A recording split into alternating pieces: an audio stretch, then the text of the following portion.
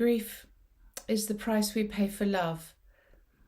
It was a quote from the Queen, which was in the Times over the weekend, and I was talking with my dad, and he mentioned it, and he said how there was such beauty in the image of the Queen with the silhouette of Prince Philip, in marking of his passing. And the tributes throughout the media, in the papers, on social media, everywhere have been wonderful to read and to see. And the national mourning that we all seem to have naturally slipped into for such a fantastic man has affected many of us in many different ways. I can only speak from my own experience in how it has affected myself and also my dad. My mum is 8-9 years into her journey of dementia, and her cognitive function is gone. And she's just a shell of the woman who she used to be, and we're all very used to it. We have living grief. I've grieved for her, and I'm okay with it now. But you can maybe tell my voice has changed just thinking about this.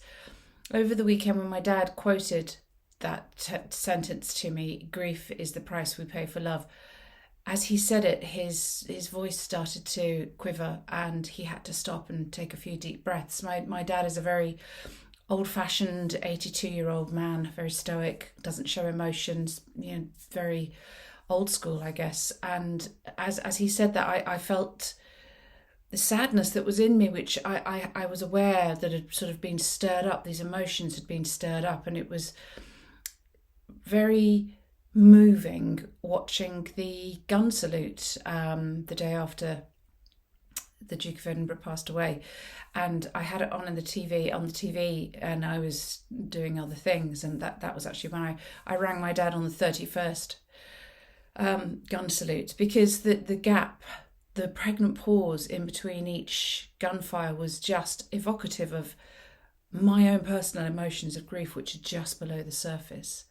And it feels that the passing of Prince Philip has triggered those deep-seated feelings of grief that I personally am experiencing for the loss of my mum.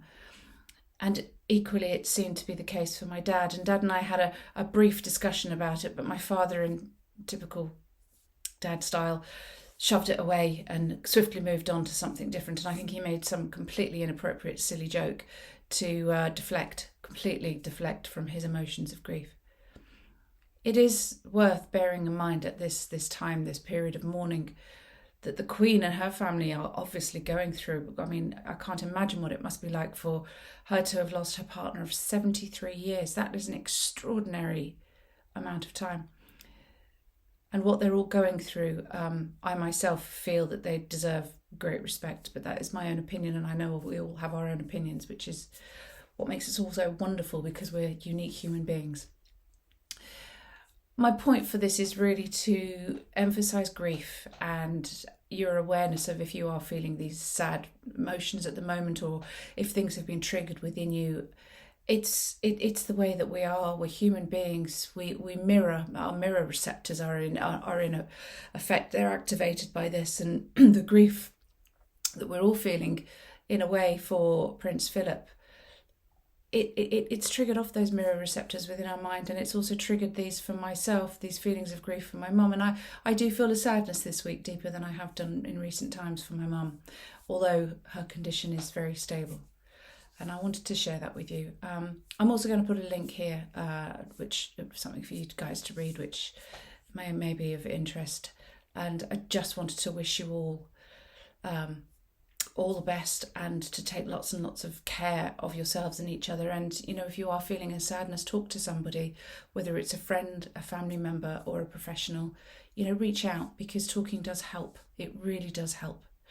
I absolutely advocate that. And look after yourselves, take lots of care. And I also want to say and pay my respects to Prince Philip for his service and duty to the country and the Queen. I mean, what an incredible man. Hats off to him. So thank you, and take lots of care. Bye.